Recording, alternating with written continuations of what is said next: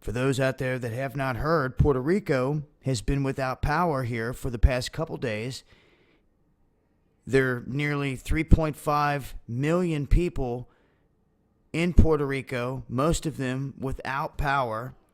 And they're saying that now they've got roughly 130-some thousand people with power in their homes or in their businesses. But that's a small percentage of all the people there that are sitting in the dark.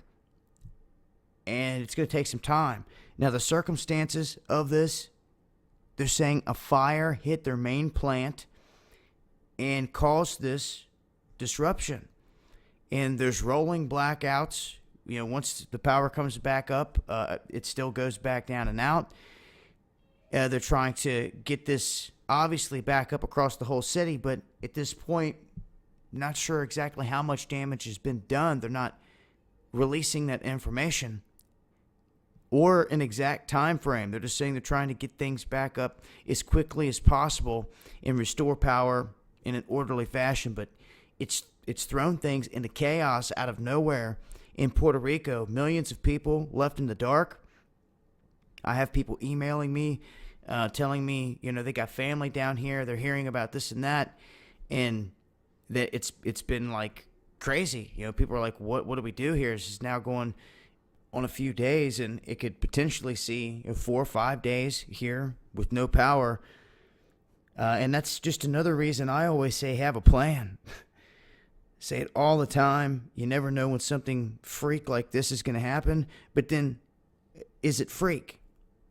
Is there more to this here? It's, in my opinion, it's not wise to have the whole power grid and structure laid out to where one place catches a fire, everybody's left in the dark.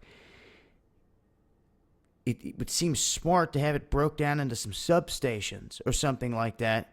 But also, it raises the question, you know, who's monitoring all this? And this is a good test run, so to speak, for any government or anyone to sit back and watch how people react over time when millions of people are left in the dark.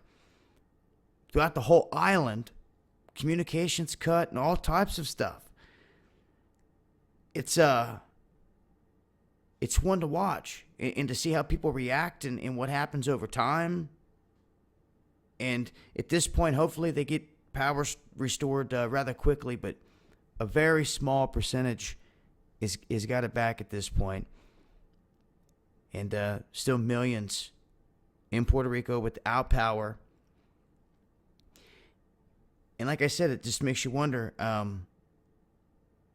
Let's hope that this doesn't have anything nefarious connected to it, because something like this could easily be done. And we've seen this the past couple of years. The lines cut out west, Arizona, California, maybe it was Nevada too. And also the instance in Southern California a couple years back where men rolled up and were shooting and were targeting a power plant and were trying to take it offline.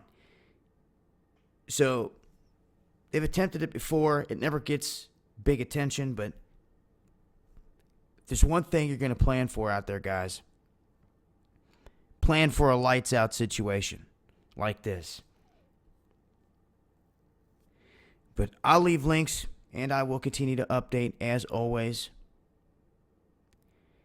Also, make sure to check out our recent sponsor here for any of you guys out there that want to stock up on medical supplies. It's the reason I chose to go with them. It provides a good avenue for any of you guys out there to be able to legitimately stock up on any of the medicines that you may need, you and your family. I'll leave links. Much love.